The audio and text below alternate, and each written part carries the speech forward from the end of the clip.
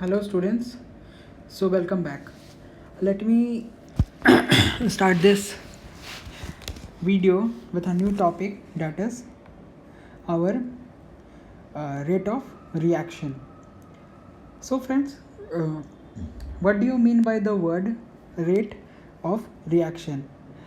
इसका मतलब कि रिएक्शन जो है ये हमारा किस स्पीड पे जा रहा है या किस वेलोसिटी पे जा रहा है या इसका रेट कितना है, इसका मतलब रिएक्शन कितना फास्ट है और रादर कितना स्लो है. तो इससे क्या मालूम चलता है कि our reaction is how much fast और स्लो, मतलब कितना तेज़ है या कितना धीरे है. रेट ऑफ रिएक्शन ये शो करता है. अब this rate of reaction can be defined in the following formula.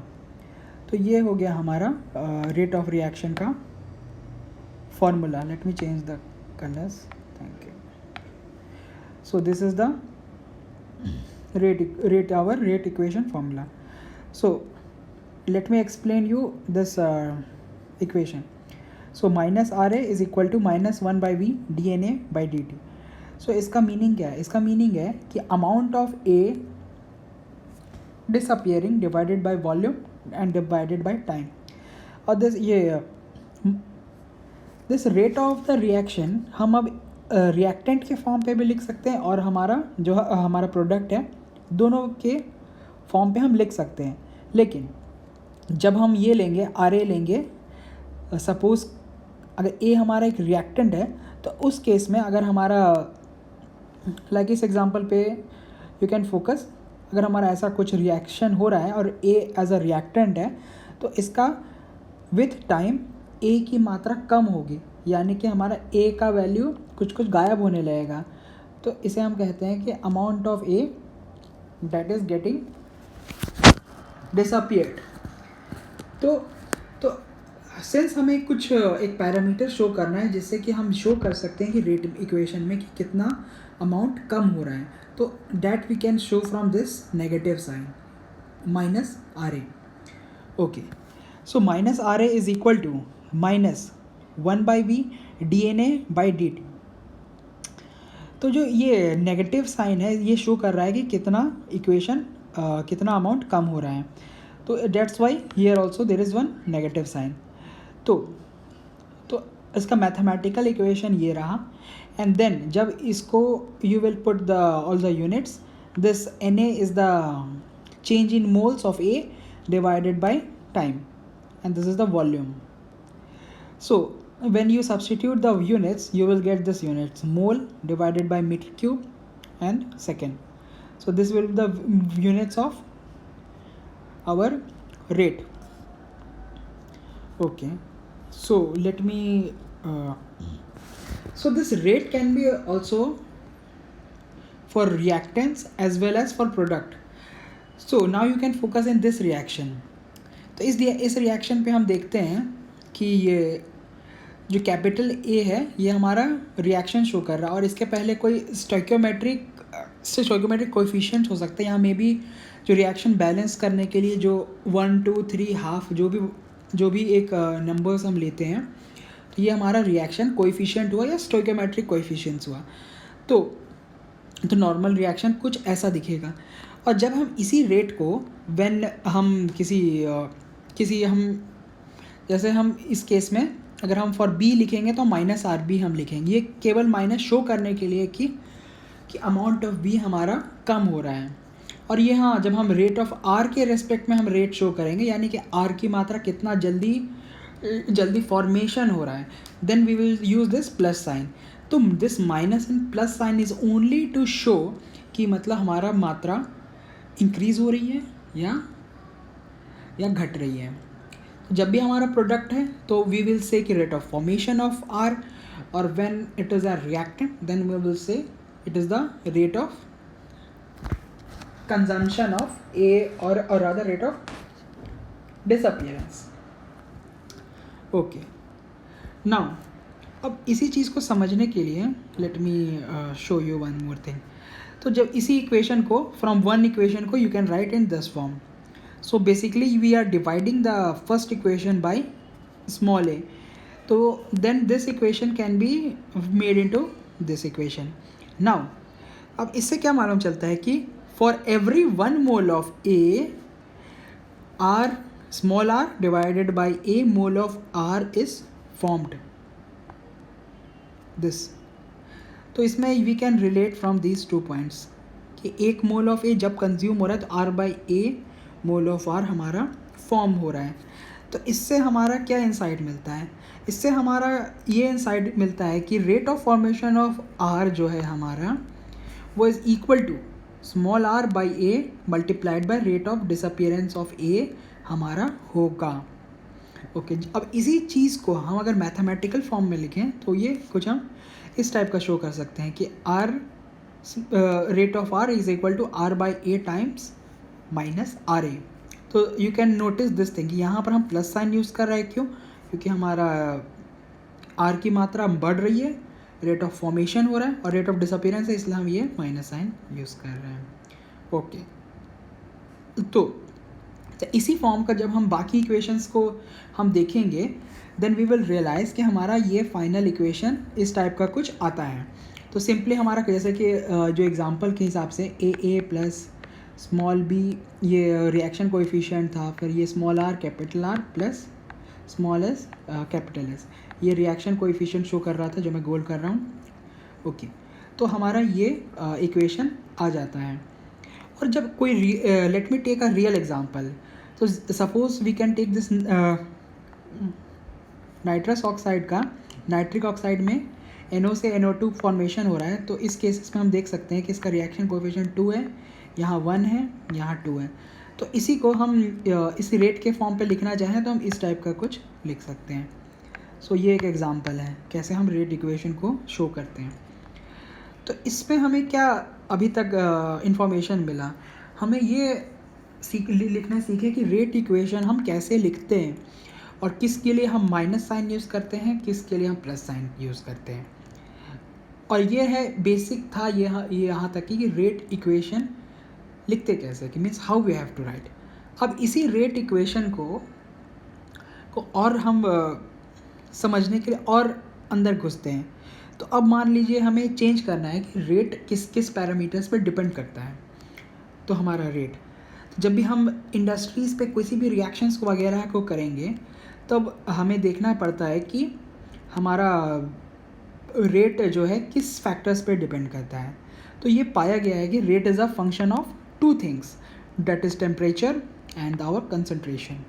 सो अगर हम किसी भी चीज़ को कोई भी हमें एक प्रोडक्ट चाहिए तो उसके लिए हम टेम्परेचर वेरी करेंगे तो हमारा प्रोडक्ट अच्छे क्वालिटी का ज़्यादा मात्रा पे फॉर्म हो सकता है. और हम सर्टेन कंसंट्रेशन लें तो उस पर भी हमारा रेट डिपेंड करेगा. इससे क्या मालूम चलता है कि हम कितना टेम्परेचर पे हमारा रिएक्शन को मेंटेन करें ताकि हमारा मोर ऑफ द जो भी हमें प्रोडक्ट रिक्वायर्ड इंडस्ट्रीज़ पे वो ज़्यादा फॉर्म हो सके, कितना कंसंट्रेशन पे रखें. तो इसी चीज़ पे हम फोकस करेंगे. तो in this lecture we will mostly focus on the temperature dependent terms. Temperature को किस हिसाब से कितना हम रेट इक्वेशन को समझ सकते हैं उससे we will learn very much things. तो which means rate depends on temperature and concentration of reactants as well as product. So इसका मतलब ये है. Okay now suppose for an elementary reaction. तो जब भी हमारा ये कोई 2 फॉर्म के रिएक्शंस होते हैं, एलिमेंट्री नॉन एलिमेंट्री. एलिमेंट्री का मतलब जब वो इस टाइप का कुछ KCA⁴ के फॉर्म पे हम रेट इक्वेशन लिख सकते हैं. जैसे कि हम कहते हैं कि पावर लॉ मॉडल. अगर हमारा reaction power law model follow करता है यानी कि एलिमेंट्री रिएक्शन है तो हम इस फॉर्म पे हमारा रेट इक्वेशन लिख सकते हैं. Okay as simple as that. ठीक है. अब जब हम इसी फॉर्म पे एलिमेंट्री रेट इक्वेशन को लिख सकते हैं KCA⁴ where n is the order of reaction. तो K हो गया हमारा रेट कांस्टेंट, N हो गया हमारा ऑर्डर ऑफ रिएक्शंस. ओके तो ये K हमारा रेट इक्वेशन और N हो गया ऑर्डर. तो ये you will explain these things. I will explain in much more detail in next few slides. For non-elementary reaction, order cannot be defined. Okay, these things are clear. Now, तो अब ये K है, तो ये C8 to the power है, ये concentration dependent term है हमारा, ओके, और K है हमारा ये टेम्परेचर डिपेंडेंट टर्म है, ओके. तो हमारी चीज़ें सिंप्लीफाई हो गई. और हम अब क्योंकि since we need to look deep inside the temperature dependent term, K को हम लिख सकते हैं K0 e to the power minus EA/RT. अब K0 क्या है, ये सिंपली एक कांस्टेंट है, ये चेंज नहीं होता है. ये है हमारा एक्टिवेशन एनर्जी, R है हमारा gas constant, universal gas constant, T है हमारा टेम्परेचर. तो जब हम इस K इक्वेशन के स्मॉल k जो है, जो कि रिएक्शन कांस्टेंट है, जब इसके अंदर हम देखते हैं तो हम एक टर्म देखते हैं टेम्परेचर. तो इस टेम्परेचर को हमारा इस एक्सपोनेंशियल जो इक्वेशन है, इस पे हमारा पता चलेगा कि मतलब कि कितना होगा, कैसे टेम्परेचर चेंज करेगा. तो इससे पहले हम समझते हैं कि एक्टिवेशन एनर्जी क्या है friends. So what is this activation energy. अब इसको समझने के लिए, it is the additional energy required to break bonds of reactants. ठीक है, सिंस reactants do not react at once, hence there is a requirement of additional energy called activation energy. तो मतलब जब भी एक रिएक्शंस वगैरह होंगी तो उस केसेस में हमारा मॉलिक्यूल्स को एट वंस, मतलब एट इंस्टेंटली, तुरंत, अगर मान लो A है और B है, ये C फॉर्म करता है. अगर ऐसा रिएक्शंस हो रही हैं तो इसमें क्या होगा कि अगर एक झटके में, मतलब जस्ट A और B हमने रख दिया और तुरंत रिएक्ट हुआ और तुरंत C फॉर्म हुआ, ऐसा रियलिटी में, रियल लाइफ में ऐसा नहीं होता है. तो रियल लाइफ में क्या होता है कि कुछ बॉन्ड्स होते हैं, A के अंदर कुछ बॉन्ड्स है वो टूटेंगे, फिर इस B के में कुछ बॉन्ड्स है वो ब्रेक करेंगे, दोनों कंबाइन होंगे, तो कुछ वक्त लगता है. तो इसलिए उसको एक एनर्जी, एक एडिशनल एनर्जी रिक्वायर्ड होती है हमारा रिएक्टेंट्स को एक प्रोडक्ट फॉर्म करने के लिए. तो उसे हम एक्टिवेशन एनर्जी कहते हैं. And I will explain these things from using two types of reactants, reactions, that is exothermic, endothermic. Exothermic का मतलब है कि जब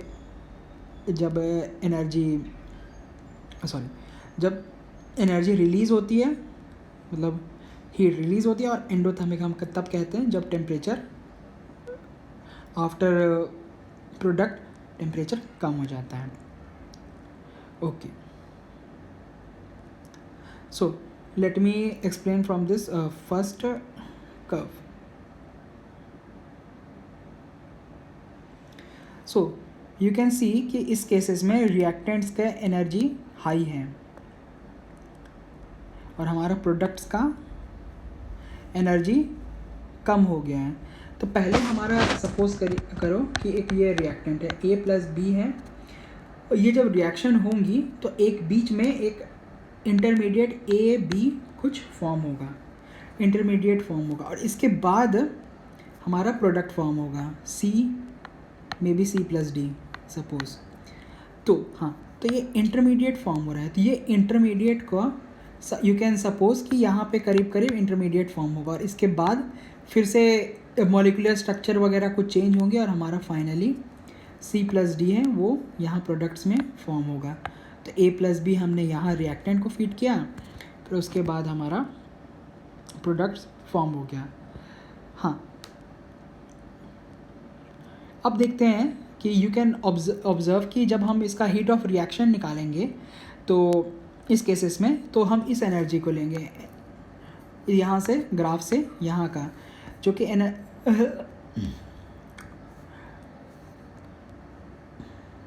ये you can explain heat of reaction as this: heat और energy of products minus heat और energy of reactants, यानी कि दिस प्रोडक्ट्स माइनस रिएक्टेंट. तो this will show the heat of the reaction.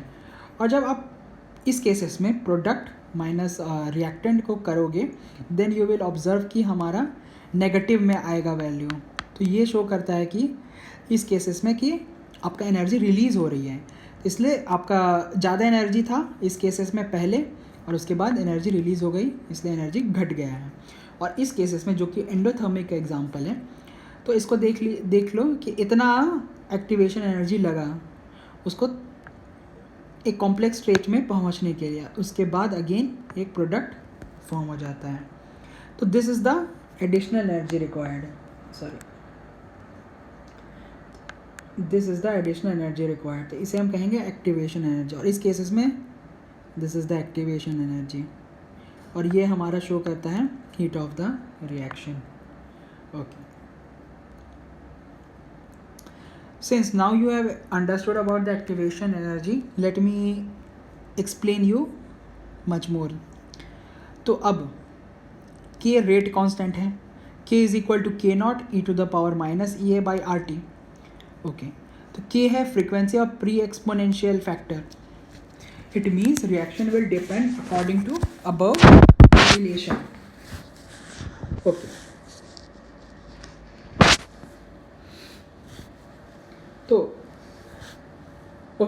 तो this is the according to Arrhenius law, this equation k is equal to k not E to the power minus E A by R T.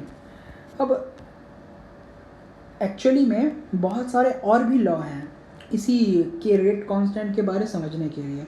कुछ है कि collision state theory के हिसाब से transition state theory, इसका theory कुछ basics है, कुछ चीज़ें।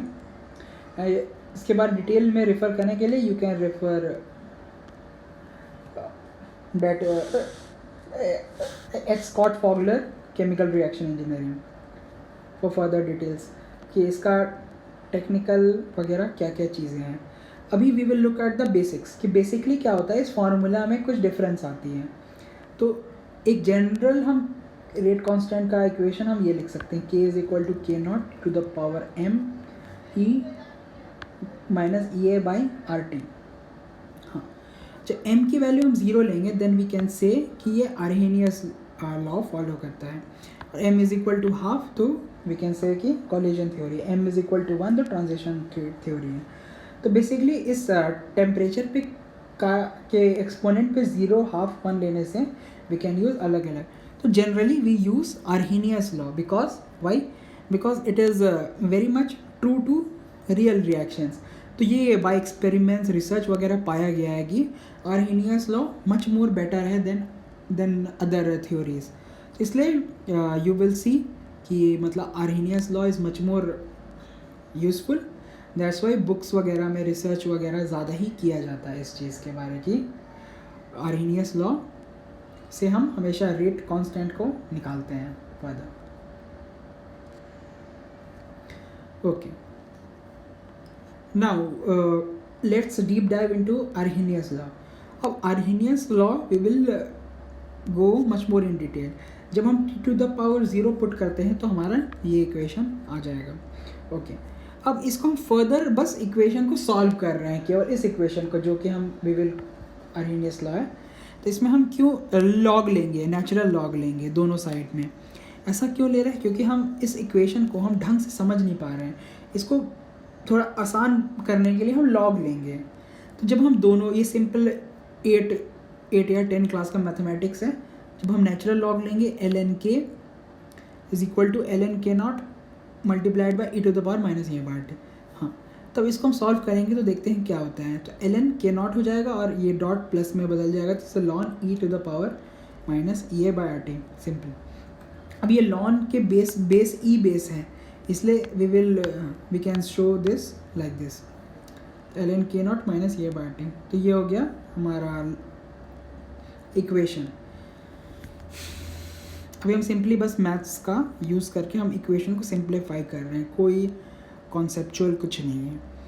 अब हम सिंस हम लोगों को क्या करना है कि मेन रिमेंबर करो कि हम लोग मेन टेम्परेचर डिपेंडेंस निकाल रहे थे रेट इक्वेशन का। रेट किस हिसाब से चेंज होगा विथ टेम्परेचर। इसके लिए हम क्या करेंगे कि टेम्परेचर डिपेंडेंस टर्म निकालने के लिए सपोज़ कि हमको 2 टेम्परेचर हम ले लेते हैं कि 2 टेम्परेचर पे क्या वेरिएशंस वगैरह होंगी। तो उसके निकालने के लिए हम एक टेम्परेचर पे इस इक्वेशन को लिख देंगे। तो ln k1 is equal to ln k not minus E by are R T. One ये T1 टेम्परेचर पे और T1 मान लो 30 है और T2 में भी 50 है, तो इस इक्वेशन को हम according to our use substitute कर सकते हैं।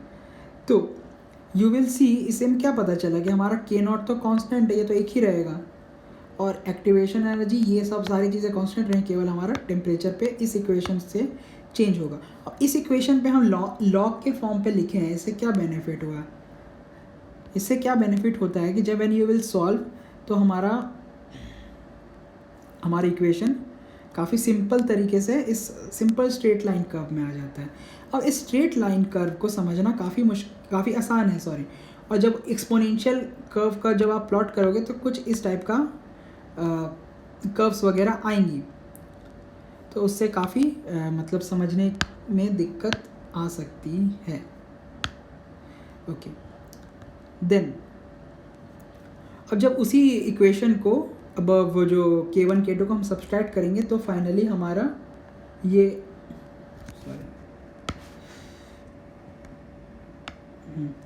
तो हमारा ये इक्वेशन आ जाएगा, और इसी को हम ln R2/R1 के फॉर्म पे कुछ ऐसा हम लिख सकते हैं, ठीक।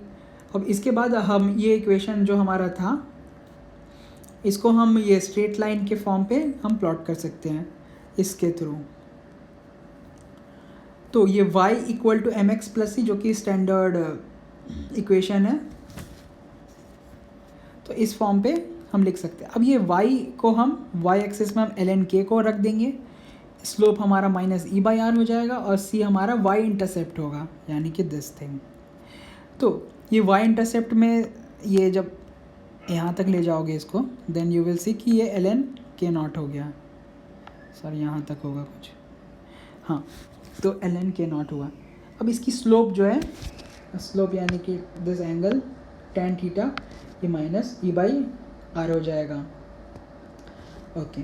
और ये x एक्सिस में 1/t है, इसको सब्स्टिट्यूट करो, then you will get this equation.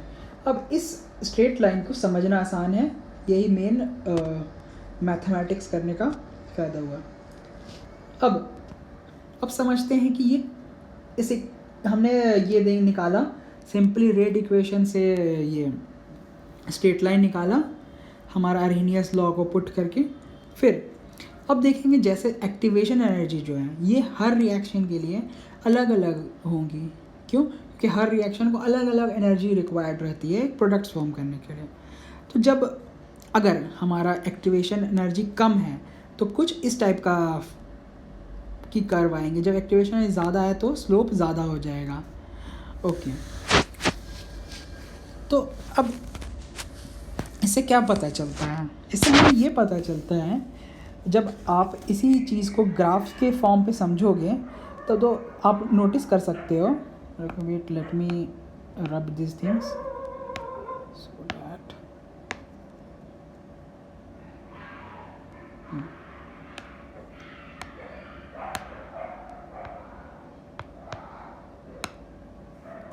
Okay, so let me explain this curve. अब इस इक्वेशन पे फोकस करो, जब भी एक्टिवेशन एनर्जी बहुत ज़्यादा है, this cases in this equation high ई है, इसमें क्या नोटिस करोगे, यू विल नोटिस कि सपोज दो टेम्परेचर फॉर्म पे ले लेते हैं। एक हम इस टेम्परेचर पे ले लेते हैं, इस टेम्परेचर पे कुछ है, उसके बाद हम इस टेम्परेचर पे देखते हैं। तो देखोगे जब इतना टेम्परेचर कुछ चेंज हो रहा है, इस केसेस में हमारा के का वेरिएशन काफ़ी ज़्यादा है। इसका मतलब ये है कि एक्टिवेशन एनर्जी हाई जब होगा, ज़्यादा एक्टिवेशन एनर्जी होगा, तो हमारा रिएक्शन काफ़ी ज़्यादा टेम्परेचर सेंसिटिव हो जाएगा। मतलब थोड़ा सा टेम्परेचर आप चेंज किए जस्ट कुछ अमाउंट, तो मतलब हमारा रिएक्शन ज़्यादा वेरी कर रहा है। हाँ, अब हम देखते हैं इसी चीज़ों को again, late me show with another colour, okay. हाँ, तो अब इस केसेस में आ जाओ, इस केसेस में लो एक्टिवेशन। अब इसके लिए नोटिस करो, सेम टेम्परेचर के लिए आप इस टेम्परेचर पे लिया, जैसे कि मान लो इस टेम्परेचर पे, और इसमें अगेन हमने लिया इस टेम्परेचर पे। अब सेम टेम्परेचर चेंज के लिए देखो, सेम टेम्परेचर चेंज के लिए यू विल सी कि जस्ट इतना सा वेरिएशंस आ रहा है के पे। इसका मतलब ये पता चला कि इंटरेस्टिंग थिंग पता चला कि जब भी एक्टिवेशन एनर्जी हाई होगी तो हमारा टेम्परेचर पे ज़्यादा डिपेंडेंस हो जाएगा। तो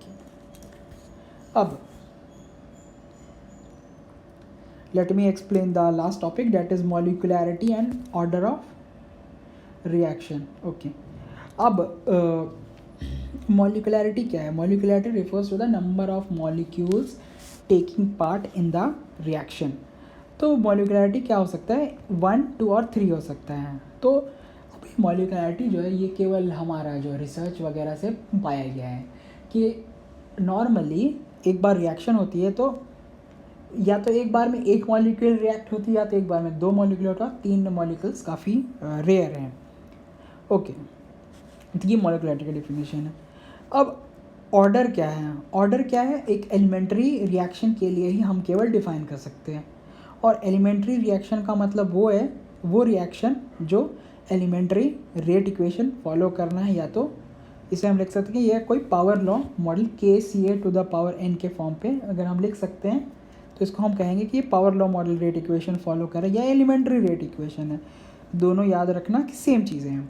अब इसका ऑर्डर निकालना है, अगर इस फॉर्म पे लिख सकते हैं तो ही हम ऑर्डर डिफाइन कर सकते हैं. तो n is equal to order is equal to A + B + C + D. Okay, तो ये था हमारा ऑर्डर. ओके, अब कंसिडर एक ये इक्वेशन है A + B C + D, ये इक्वेशन है हमारा. अब इसे हमें ऑर्डर निकालना है और हमें ये दिया गया है कि ये एलिमेंट्री रेट इक्वेशन फॉलो करता है. तो we can write this thing. तो सपोज करो n is equal to A + B है तो 1 + 1 is equal to 2. So we can say कि सेकेंड ऑर्डर हमारा ये इक्वेशन है. So let me revise these things again. Quickly. So हमने क्या क्या देखा कि रेट इक्वेशन था हमारा -RA, इसे हम -1/v dNA/dt लिख सकते हैं. इसे हम अमाउंट ऑफ ए, इसको हम रिएक्टेंट के फॉर्म पे, प्रोडक्ट के फॉर्म पे हम लिख सकते हैं. माइनस रिप्रेजेंट कि ए की वैल्यू कम हो रही है, ए का अमाउंट कम हो रहा है, सॉरी.